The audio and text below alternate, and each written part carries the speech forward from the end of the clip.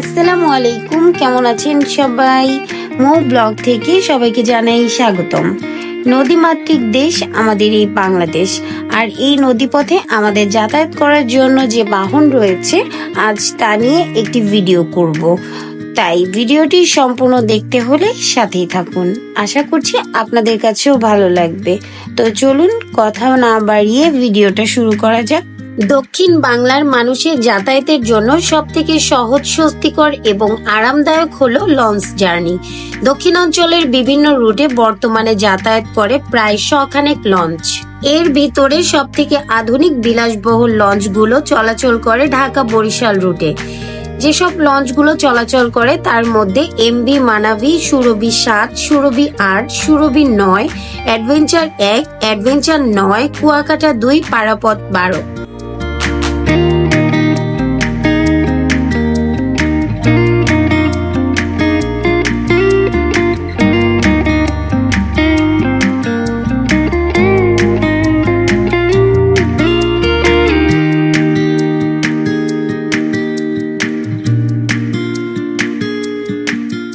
আমরা প্রায় চলে এসেছি লঞ্চ ঘাট।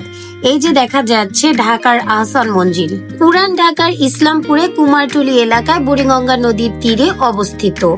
এটি পূর্বে ছিল ঢাকার নবাবদের আবাসিক প্রাসাদ ও জমিদারি সদর কাচারি। বর্তমানে এটি জাদুঘর হিসেবে ব্যবহৃত হচ্ছে।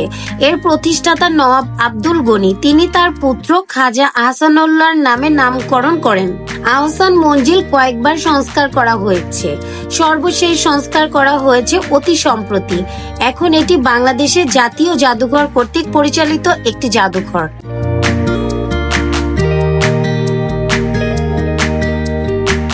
এই হচ্ছে ঢাকার বুড়িগঙ্গা নদী। নদীটির নামকরণ বুড়িগঙ্গা করার পেছনে একটি সনাতনী কাহিনী রয়েছে। প্রাচীনকালে গঙ্গা নদীর একটি প্রবাহ ধলেশ্বরীর মাধ্যমে বঙ্গোপসাগরে পতিত হতো। ধীরে ধীরে এই প্রবাহটি তার গতিপথ পরিবর্তন করার ফলে একসময় গঙ্গার সাথে তার যোগাযোগ সম্পূর্ণ বিচ্ছিন্ন হয়ে যায়। পরবর্তীতে এই বিচ্ছিন্ন প্রবাহটি বুড়িগঙ্গা নামে অভিহিত হয়।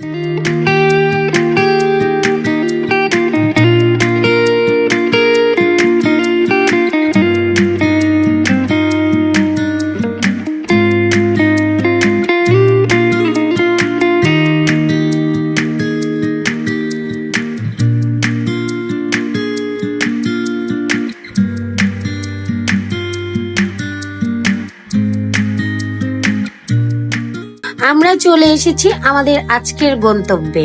সামনে দেখা যাচ্ছে পারাবত 18। তো চলুন লঞ্চটি একবার ঘুরে দেখা যাক।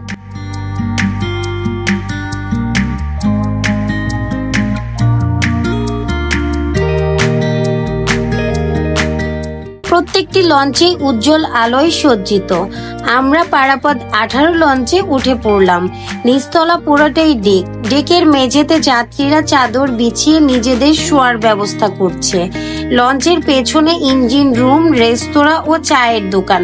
জানা যায় জরুরি চিকিৎসা সেবায় ব্যবস্থা রাখা আছে, আর নিরাপত্তা নিশ্চিত করতে টহল দিচ্ছে আনসার সদস্যরা। তো চলুন এবার উপরে ওঠা যাক।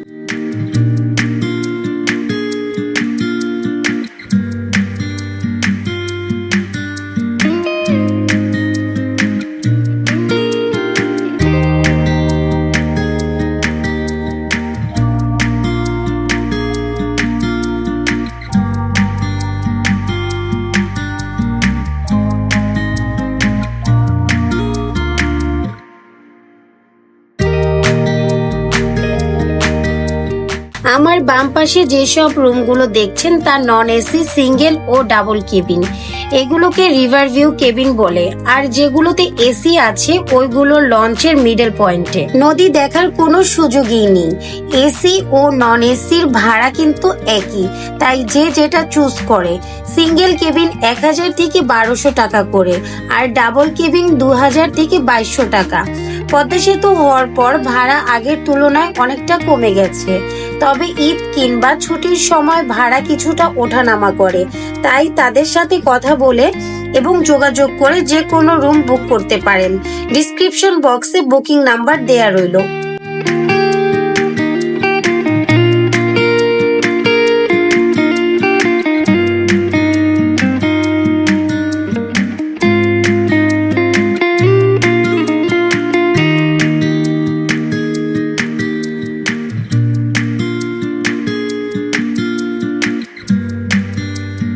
ভিআইপি জোন, এই হচ্ছে ভিআইপি জোনের ডাইনিং এরিয়া।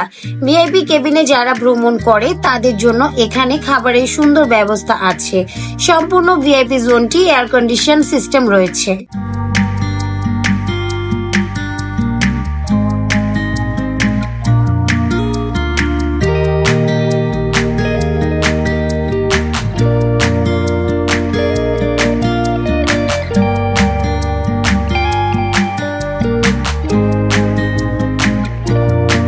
পারাবত 18 লঞ্চে রয়েছে 8টি VIP cabin, deluxe cabin, single cabin ও double cabin. Single VIP cabin গুলো 5,000 টাকা, ডাবল ভিআইপি কেবিন 6,000 টাকা ও 2 বেডের ডিলাক্স ভিআইপি কেবিন 10,000 টাকা।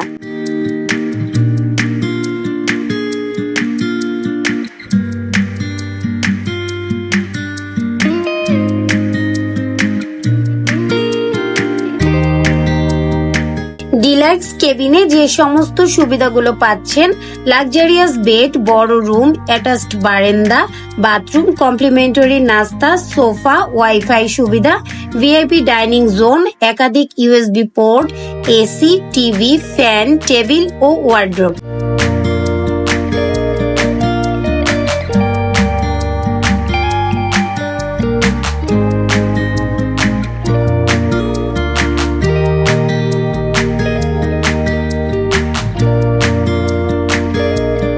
সিঙ্গেল কেবিনের যে সকল সুবিধাগুলো পাচ্ছেন: একটি সিঙ্গেল বেড, একাধিক USB port, AC, TV, fan, wardrobe, wifi, ওয়াশরুমের জন্য স্যান্ডেল, রাত 1টা পর্যন্ত কেবিন বয়ের সার্ভিস।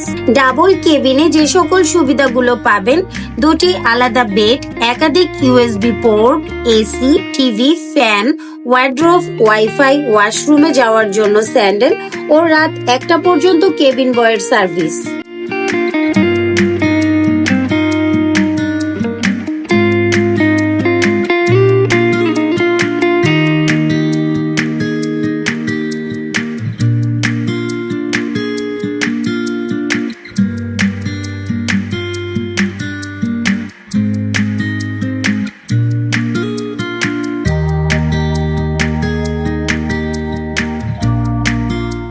নতুন এই বিলাসবহুল লঞ্চ পারাবত 18 দীর্ঘ 90 মিটার।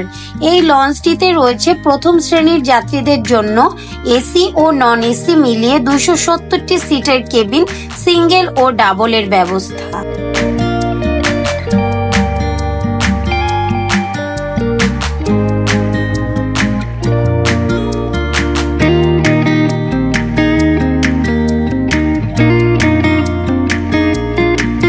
সিকিউরিটির ব্যবস্থা হিসেবে যা থাকছে: পুরো নৌযানটি থাকবে সিসি ক্যামেরা দ্বারা নিয়ন্ত্রিত, একাধিক অগ্নি নিরাপক যন্ত্র, লাইভ বয়া সহ কিছু অত্যাধুনিক রেস্টুরেন্ট।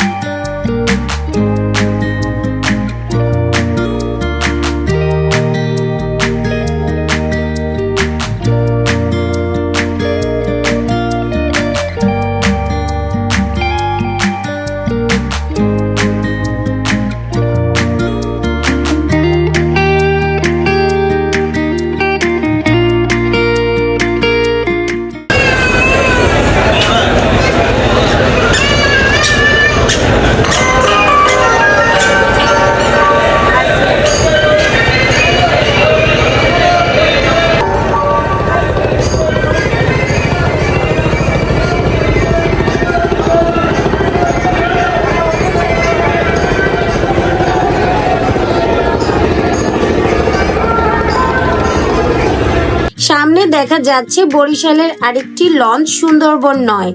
এটিও অনেক বড় লঞ্চ। বরিশাল রুটের সবচেয়ে বড় লঞ্চ সুন্দরবন 10।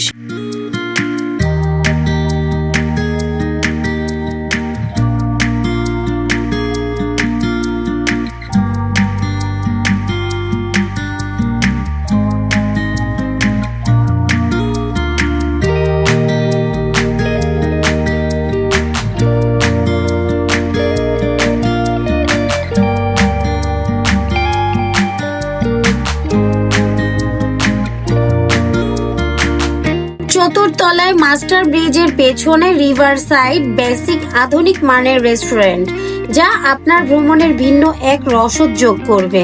কেবিন ও ডেক উভয় শ্রেণীর যাত্রীরা এই রেস্টুরেন্ট উপভোগ করতে পারবেন। মেনু হিসেবে পাবেন বার্গার, স্যান্ডউইচ, চা, কফি, রাতের খাবারের জন্য বাঙালি খাবার।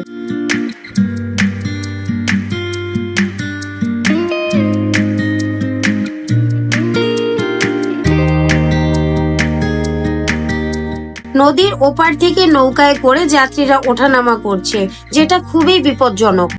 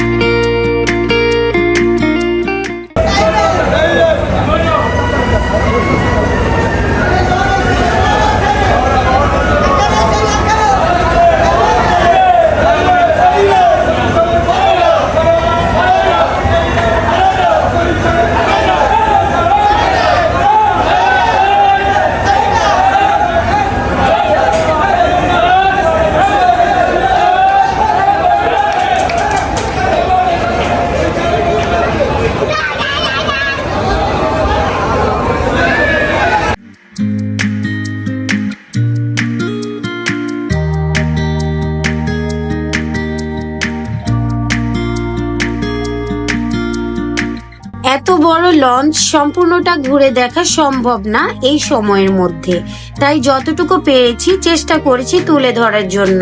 যদি কখনো সুযোগ হয় তবে লঞ্চে করে বরিশালে যাওয়ার জার্নিটা আপনাদের সাথে শেয়ার করব ইনশাআল্লাহ।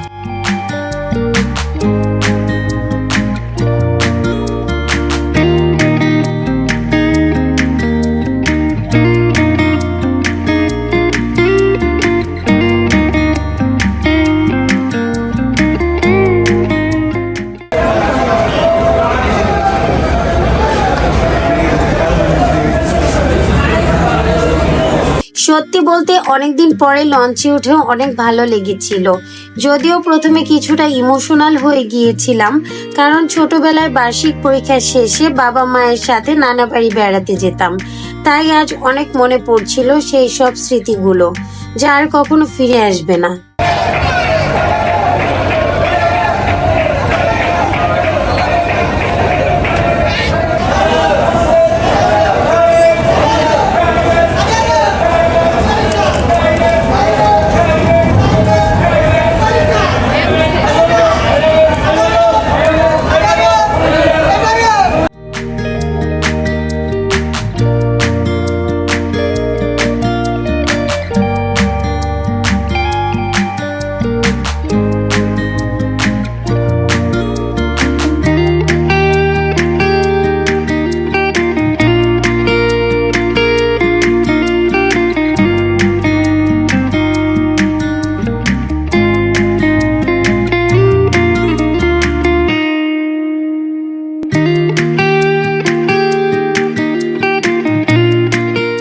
আজ এ পর্যন্তই। সবাই ভালো থাকবেন। দেখা হবে নতুন কোনো জায়গায়, নতুন কোনো ভিডিওতে। আল্লাহ হাফেজ।